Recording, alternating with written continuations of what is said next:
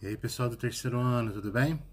Estamos então na semana 2 do PET 2 e no caso da geografia estamos já na página 105 para quem é do terceiro A, B e C, 103 para quem é do terceiro D, para quem quiser ir acompanhando, ok? Essa semana o nosso assunto é muito da hora, muito legal mesmo. Vamos falar de economias emergentes, países emergentes. E por que é tão bom? Porque é a nossa realidade. É o nosso caso. Nós fazemos parte desse grupo, né? Nós somos um país de economia emergente. E vamos aí definir, vamos decifrar que situação que é essa. O que isso implica para nós? Mas antes, vocês vão ver a nova vinheta do meu canal, ok? Feita pelo super talentoso Samuel Lange, bem conhecido aí de todos, né? Super profissional, galera. Quem precisar de um serviço aí especializado de edição de vídeos, design de vídeo, pode contratar o Samuel, vale muito a pena. Vejam aí.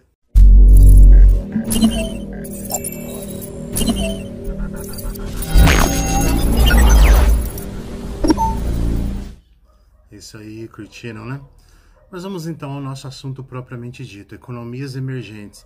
Primeiro que esse termo ele é um pouco recente, né? Ele surgiu na década de 80 para, de repente, incentivar a que os investidores, de repente, olhassem para as economias asiáticas, investissem nas economias asiáticas que estavam assim, em pleno crescimento, que estavam em plena expansão.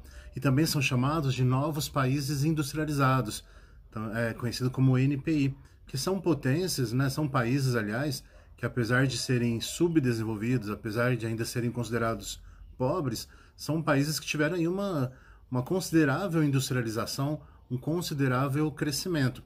E apesar de ser aí uma industrialização tardia, esses países têm se destacado assim, na economia mundial por terem recebido investimentos externos, tanto os estatais quanto privados. Né? Esses países, então, através de investimentos externos, tiveram aí uma grande expansão e têm se tornado realmente destaques na economia mundial.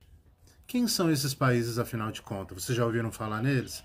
Nos emergentes? Nós temos aí entre eles o nosso caso, como eu disse, né? China, Índia, Rússia, o próprio caso dos tigres asiáticos, como a Coreia do Sul, Taiwan, Singapura, ou também os novos tigres asiáticos, não sei se vocês já ouviram falar, que é o caso da Indonésia, das Filipinas, do Vietnã, são chamados de novos tigres asiáticos.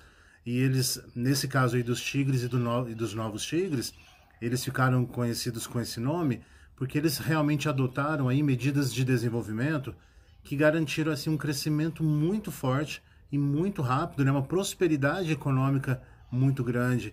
Talvez aí a expressão tigre, né, dá essa ideia de força, de rapidez, e eles realmente, com investimentos externos, né, inclusive do Japão, por exemplo, eles realmente têm aparecido aí na economia mundial com um grande destaque, então aí se fortalecendo cada vez mais.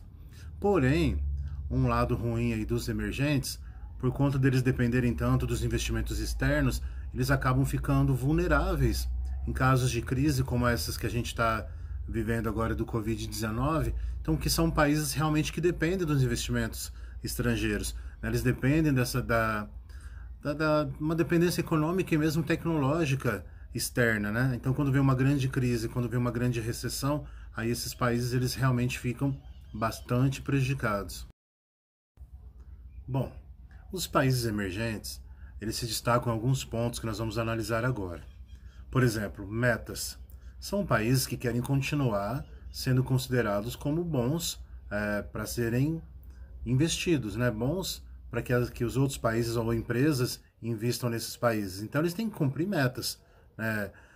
Por exemplo, melhorar os seus aspectos sociais, os seus indicadores. Então, eles têm metas a cumprir para que realmente sejam valorizados ou que continuem olhando para eles, né, como realmente bons investimentos. E, de repente, nós vemos aí os impactos sociais, porque os países emergentes, eles são subdesenvolvidos. Eles têm sérios problemas a serem solucionados, né? Como a pobreza propriamente dita, a má distribuição de renda, que eu acho que é um dos piores problemas, né? Onde a gente percebe aí uma minoria rica, uma minoria dominante, uma minoria que explora os demais e a grande maioria aí vivendo com tão pouco, né? Com escassez de recursos. Então, a má distribuição de renda é um grande problema a ser melhorado, pelo menos, né? Porque resolvido, acredito que não seja nunca. Mas são países que realmente enfrentam muitos problemas sociais, né? O impacto social vai desde a falta de moradia, ou falta de uma alimentação de qualidade, falta de saneamento básico, ou mesmo assistência à saúde, né? Lazer, então, nem se fala. Então, os impactos aí nessa área são bastante fortes. Impactos econômicos, né? Eu falei agora há pouco sobre a questão da má distribuição de renda, né? E os impactos econômicos também perpassam aí por esse caminho. Sem falar nos impactos ambientais, que é uma questão bastante séria para esses países, porque já que eles estão se industrializando de uma forma muito rápida, crescendo muito, a natureza acaba pagando o preço, né? O desmatamento aí que dá lugar às grandes indústrias e mesmo a poluição gerada por essas indústrias, né? Poluição do ar, poluição da água, é um sério problema que os países emergentes precisam enfrentar para que realmente continuem aí crescendo e continuem sendo bons caminhos aí para os investidores. Quando falamos em países emergentes, não dá para deixar de falar no nosso BRICS. Né? O BRICS é o grupo de países, né, que o Brasil faz parte. Ele foi formado em 2001. Inicialmente ele era BRIC, ele não tinha a letra S, que ele era formado por Brasil, Rússia, Índia e China, BRIC. Aí depois que a África do Sul vai entrar, a gente vai falar dela daqui a pouquinho. Então é um grupo formado por grandes países emergentes. E no caso, o grupo ele se baseia em 3 pilares: não interferência, igualdade e benefício mútuo. Então é baseado nesses 3 pilares.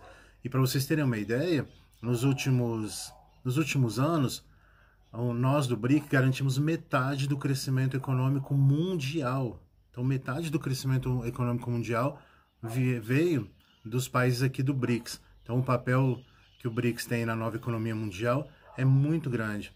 Claro que com essa questão da pandemia, com essa questão do Covid-19, né, o prognóstico ele é um pouco ruim, é um prognóstico de recessão, o futuro ele é incerto, né, a gente tem grandes desafios aí pela frente às nações do BRICS.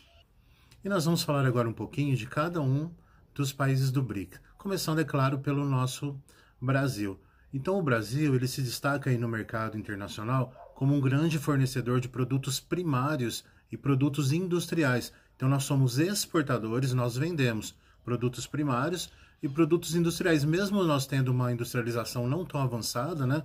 Nossa tecnologia não é tão avançada, mas nós destacamos também em produtos industriais, ok? E a gente é considerado ultimamente o gigante, o grande gigante da América do Sul. E o que a gente importa? O que a gente mais compra? Se vocês derem uma olhada aí no PET, vocês vão ver que nós somos importadores de tecnologia, né? Já que nós não temos essa tecnologia mais avançada, e produtos avançados, equipamentos de precisão, petróleo, entre outros. Então esse é o destaque aí para o nosso Brasil. Na sequência aí do PET, nós vemos a Rússia. A Rússia é uma situação diferente aí no meio do BRICS, né? Por muitos e muitos anos ela era socialista, aquela questão da Guerra Fria, né? A competição com os Estados Unidos, que inclusive é o que garante grande poder da Rússia, o poder bélico, o grande arsenal bélico que se destaca, na verdade, lá na corrida armamentista contra os Estados Unidos durante a Guerra Fria, é uma das coisas que ela garante a favor dela. Além, claro, das grandes reformas neoliberais que ela passou agora na década de 90. Então fazem com que a Rússia seja hoje considerada também uma grande potência mundial. Tanto é que ela é membro permanente do Conselho de Segurança da ONU. Porém, 80% da economia da Rússia depende do petróleo, né? E isso às vezes pode ser um problema em épocas de crise. Então 80% da economia russa provém do petróleo. E vamos falar agora da China, um grande membro também dos BRICS, um país socialista, né, que, de nome pelo menos, relativamente pobre, até porque comunista, né, liderado pelo Partido Único, o Partido Comunista, e de repente ela se torna em pouquíssimo tempo a segunda maior economia do mundo, perdendo apenas para os Estados Unidos. E isso se deu baseado principalmente em 4 grandes modernizações que a China fez nos últimos anos. As 4 áreas em que ela garantiu essa modernização foram agricultura, indústria, defesa e, por último, e não menos importante, o setor de ciência e tecnologia. Então seriam os 4 grandes pilares desse crescimento chinês. E ela fez o que nós chamamos de estabelecimento de ZEE, que é as zonas econômicas especiais. na área litorânea, permitindo a abertura para o investimento de capitais estrangeiros, né, e a própria economia de mercado, visto que um país socialista não tinha isso, né? Então a China, ela coloca aí um pezinho no capitalismo a partir da hora que ela faz essa abertura para o investimento de capital estrangeiro e, consequentemente, desenvolve aí uma economia de mercado. Imagina que o país mais populoso do mundo, né, o país com a maior população do planeta, infelizmente também veio à tona aí, de repente, uma posição de destaque nos noticiários, porque foi lá que o coronavírus foi lá que o coronavírus surgiu, né? A pandemia, infelizmente, se iniciou por lá. E a China também tem um grande desafio pela frente, que é encontrar um equilíbrio entre o seu desenvolvimento econômico e os grandes problemas ambientais e sociais. Como eu falei agora há pouco naquela questão das metas, a China, ela está passando por isso, né? Encontrar um equilíbrio entre crescer, né, entre se desenvolver e não prejudicar o ambiente e ainda melhorar a situação de vida da sua população. Nós sabemos que a população chinesa, os trabalhadores chineses, têm um problema muito sério e as leis trabalhistas são bem fracas, né? Os salários são muito baixos, são funcionários que trabalham muitas e muitas horas. Então eles têm regras pouco rígidas para proteger aí o trabalhador chinês. Nós vemos aí um alto índice de população chinesa com trabalhos muito exaustivos, muito puxados, né? E o resultado que a gente vê é uma grande disparidade, uma grande diferença entre o centro e oeste da China muito pobre e uma parte leste bastante rica. Índia. Índia é o segundo maior país mais populoso também do mundo, né? Ela só perde em termos de população para a China, né? E ela também tem crescido bastante nos últimos anos, tem tido aí uma referência mundial nas exportações de tecnologia da informação, que é um setor que tem se destacado tanto hoje em dia, né?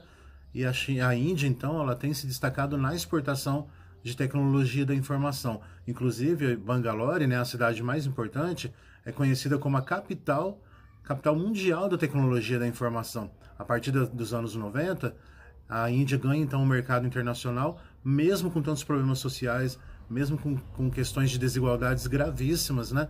Ela se destacou aí na economia mundial graças a essa tecnologia da informação.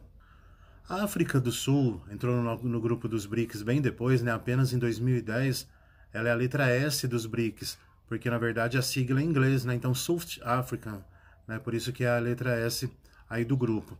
E ela tem o menor PIB, né? Digamos assim que ela é a mais pobrinha do grupo dos BRICS, e a sua economia é baseada na indústria, na agricultura e no extrativismo. Então ela, de repente, ela tem um pouco mais aí do setor primário, mas ela é considerada a grande potência regional do seu continente, né? Tanto dali da sua região, da África subsaariana, como do próprio continente africano como um todo.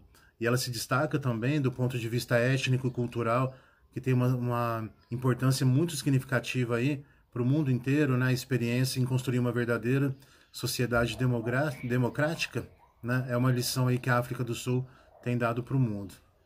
Pessoal, para quem está atento aí ao meu vídeo, praticamente eu respondi todas as questões que vão vir agora na atividade. Vamos só dar uma olhada para que não fique nenhuma dúvida. Atividade número 1. Comente o rápido salto da China à condição de potência mundial. Lembra a questão daqueles 4 setores em que ela cresceu muito? Então, o que fez com que ela tivesse essa condição de potência mundial em meio a esse cenário de Covid-19, né? O que fez com que a China se destacasse tanto? Atividade 1. Atividade 2 tem um mapa mundi. Vocês vão colocar aí dentro desse mapa uns 4 países considerados emergentes. De preferência, coloquem 4 países do nosso BRICS, que fica bem fácil, né? Só que você vai ter que falar daqueles impactos que eu citei, os impactos sociais, econômicos e ambientais. Bem fácil. Para responder a 3 e a 4, vocês vão dar uma olhada nesse desenho, nessa ilustração, bem séria, que mostra uma triste realidade dos países emergentes. E na questão 3, qual a importância dos países emergentes estabelecerem metas? Para que é importante para os países emergentes estabelecerem metas?